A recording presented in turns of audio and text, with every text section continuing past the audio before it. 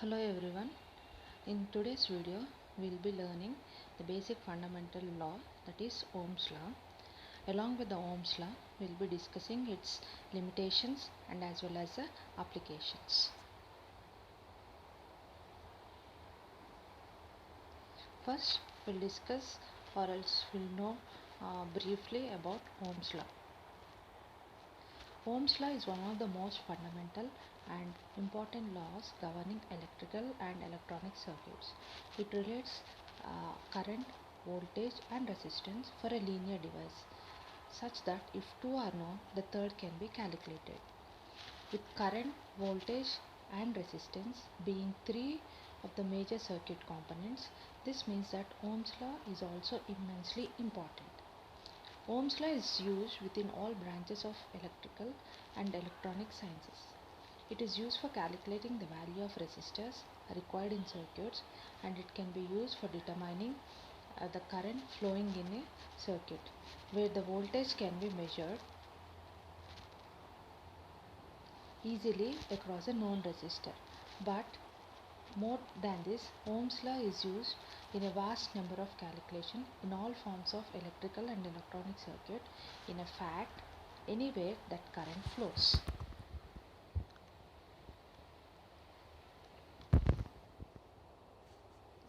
In 1928, George Simon Ohm, a German physicist, derived a relationship between electric current and potential difference. This relationship between current and potential difference is known as Ohm's law. In the days when he was performing his experiment, there were no meters as we know them today. Only after considerable effort and at the second attempt he managed to devise what we know today as Ohm's law. What exactly Ohm's law is? Ohm's law describes the way current flows through a material when different levels of voltage are applied. Some materials like electrical wire present little resistance to the current flow, and this type of material is called a conductor. Hence, if this conductor is placed directly across a battery, for example, a lot of current would flow. In other instances, another material may impede the flow of current but still allow some though. In electrical circuits, these components are often called as resistor. Yet other materials let virtually no current though, and these materials are called as insulators. When an electrical potential difference V is applied across a conductor, some current I flows through it. The flow of current is opposed by the resistor of the conductor and the circuit. This relationship between voltage, current and resistance is explained by Ohm's law. Ohm's law states that the current through any 2 points of a conductor is directly proportional to the potential difference applied across the conductor, provided the physical conditions, that is, temperature, do not change. It is measured in ohm. In other words, Ohm's law can also be stated as the ratio of potential difference across the end point of the conductor to the current flowing between them is always constant, but the physical conditions of the conductor, that is temperature, should remain same. This constant is also called the resistance R of the conductor. Then we can write it as V divided by I is equal to R, or voltage divided by current is equal to resistance. It can be written as I is equal to V by R. In a circuit, when current flows through a resistor, the potential difference across the resistor is known as voltage drop, and we can simply write it as V is equal to IR. In simple sense, Ohm's law can be defined as Ohm's law states that the current flowing in a circuit is directly proportional to the applied potential difference and is inversely proportional to the resistance in the circuits.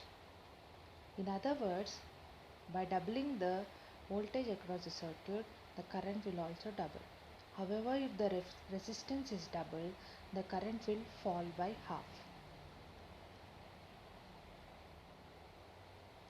In this mathematical relationship, the unit of resistance is measured in ohms. For example, take this circuit. In general, Ohm's law uh, can be briefed as potential difference is directly proportional to current. That is, V is directly proportional to I.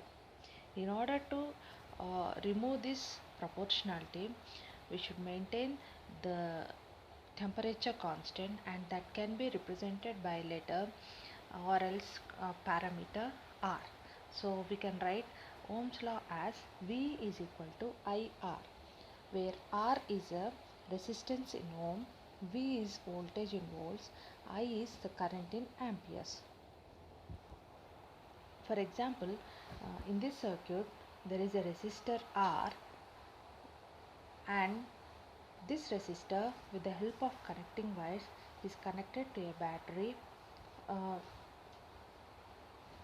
The voltage that is developed across a battery will be developed across the voltage applied through the battery is developed across the resistor R.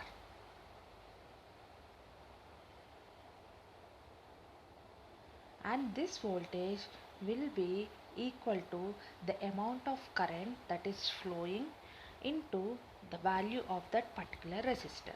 So the voltage V across this resistor can be calculated as V is equal to I into R. I is the current flowing in the circuit, whereas R is the value of the resistor R. This value R will be, in most of the cases, will be a standard value. And coming to the relationship between voltage, current and resistance, it can be easily understood by simulation process, which I am going to explain now. So if there is a direct relationship between voltage and current, and an inverse relationship between resistance and current, so we'll clearly get this point by observing this simulation, which describes the relationship between voltage, resistance and current. In this particular circuit, we are seeing a conductor which is in red color, that is like a cylinder. In that, some electrons are present.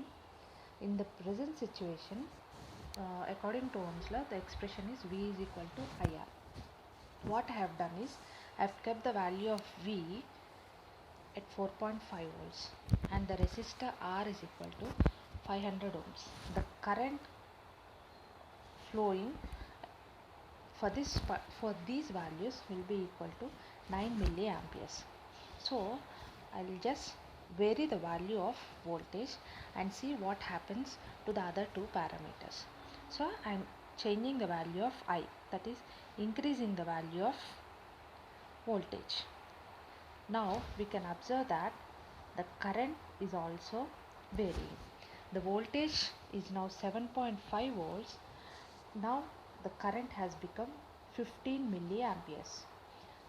I am again increasing the value of voltage. Now I have increased the value to 8.5 volts. Now the current will be 17 milliamperes.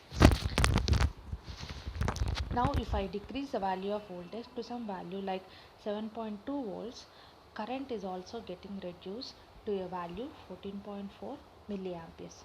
So this simulation shows that there is a direct relationship between voltage and current. So if the voltage increases, current is increasing. If the voltage is decreasing, current is also decreasing. Now we'll check this value with the resistors.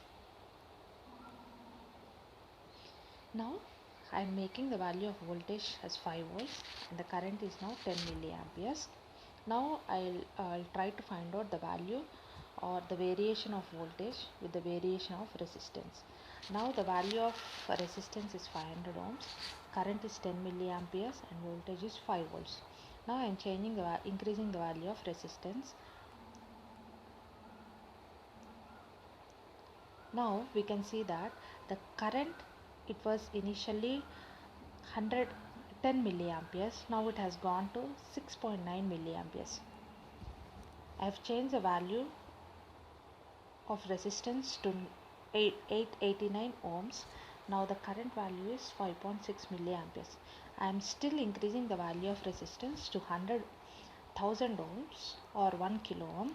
The value of current will be equal to 5 milliamperes. By this we can observe that by increasing the value of resistance, current is getting reduced. Now we'll observe in the reverse case. I am reducing the value of resistance to 833 ohms. Before that, current was 5 milliamperes. As I have decreased the value of resistance, the current value has gone to 6 milliamperes. I am still reducing the value of resistance. The resistance R is still reducing. It has now set to a value of 437 ohms.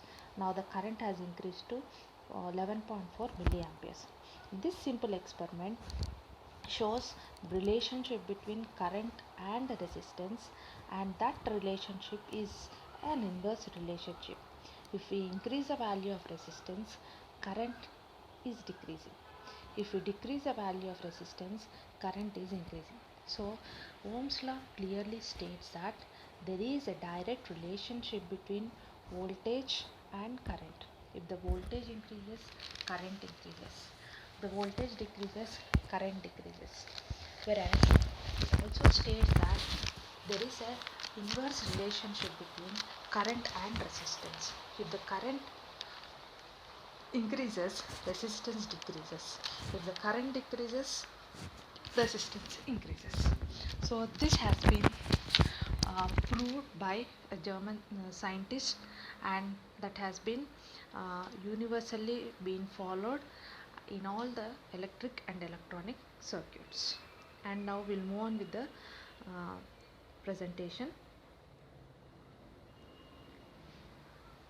And coming to the limitations of Ohm's law.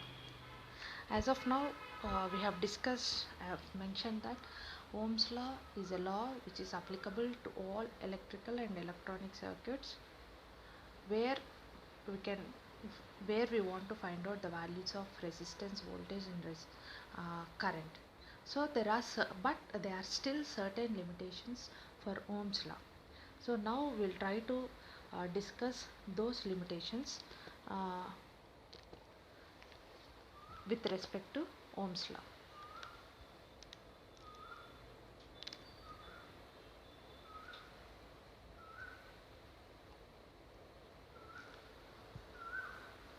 The first limitation is that Ohm's law is not applicable in unilateral networks, because unilateral networks allow the current to flow in one direction. Such type of network consists of elements like diode, transistors, etc. Unilateral means the elements which allow the passage of current only in one direction. Those devices are called as unilateral devices. Ohm's law is not applicable in unilateral networks, like the networks which include unilateral components. Some of the examples of unilateral components is diode, transistor, SCR, etc. In these components, the direction of current will be from positive terminal to the negative terminal, or in some special devices, the direction, like Zener diode, the direction will be from negative terminal to the positive terminal. So these devices which allow the passage of current only in one particular direction, for those devices included circuits, Ohm's law is not applicable. This has to be kept in mind while dealing with Ohm's law. And the second point is that The second main limitation of Ohm's law is it is not applicable to a non-linear network. In a non-linear network, the parameter of network is varied with the voltage and current. These parameters like resistance, inductance, capacitance, frequency, etc. do not remain constant with the time. So Ohm's law is also not applicable to a nonlinear network. A nonlinear network is a network in which the output values does not change linearly with respect to time. There is a non-linearity between the time and the parameter.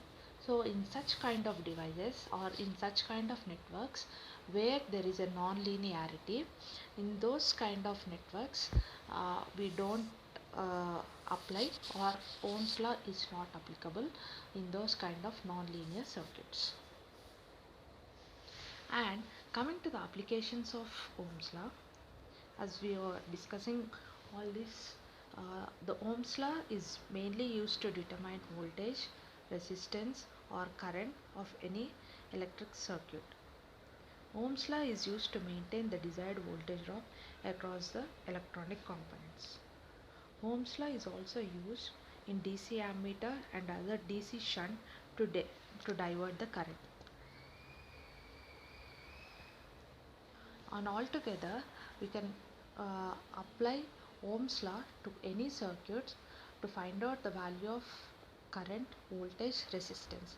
But the thing is that we can find out the value of the third parameter when we know the value of the two other parameters. Like if we know the value of voltage and current, resistance can be calculated. If we know the value of resistance and current, voltage can be calculated.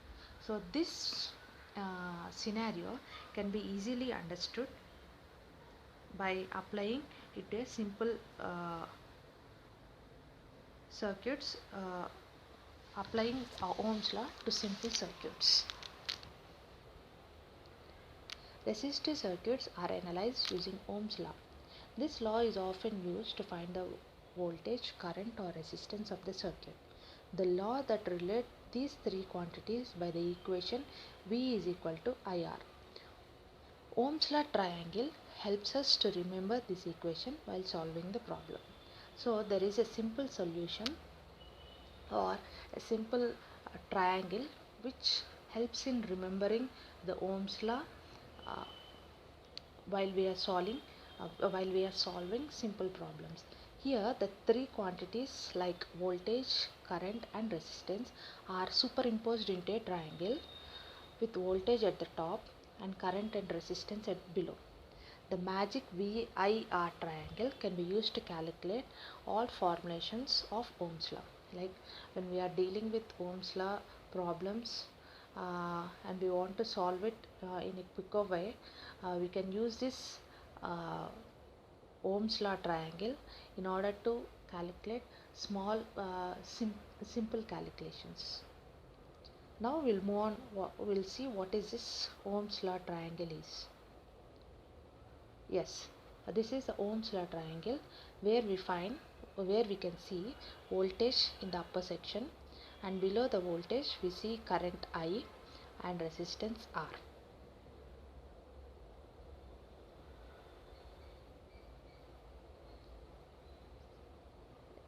From this triangle, if I want to calculate the value of V, then I can write V is equal to, you can see the remaining the components are getting multiplied, I and R are getting multiplied, so I can write V is equal to IR.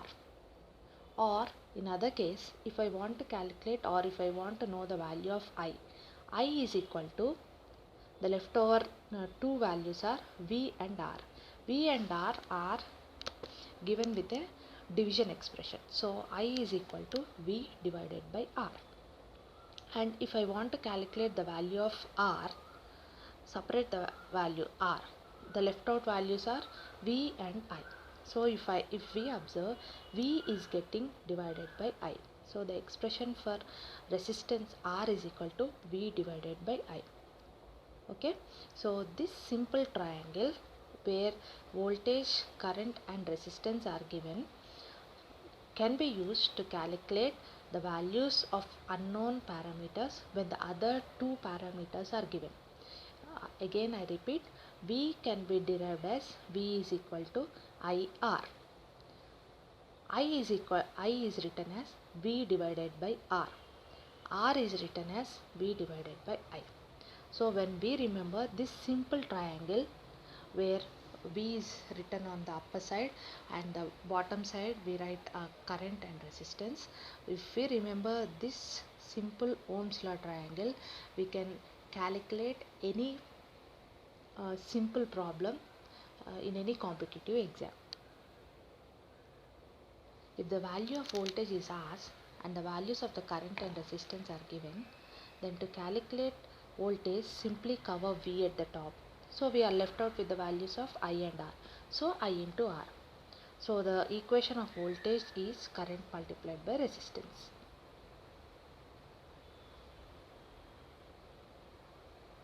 So this is how we can calculate the values of V, I and R using Ohm's law.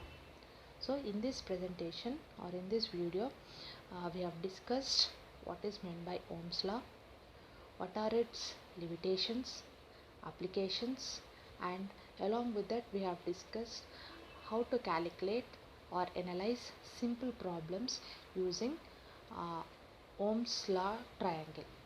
So with this I conclude this video. Thank you.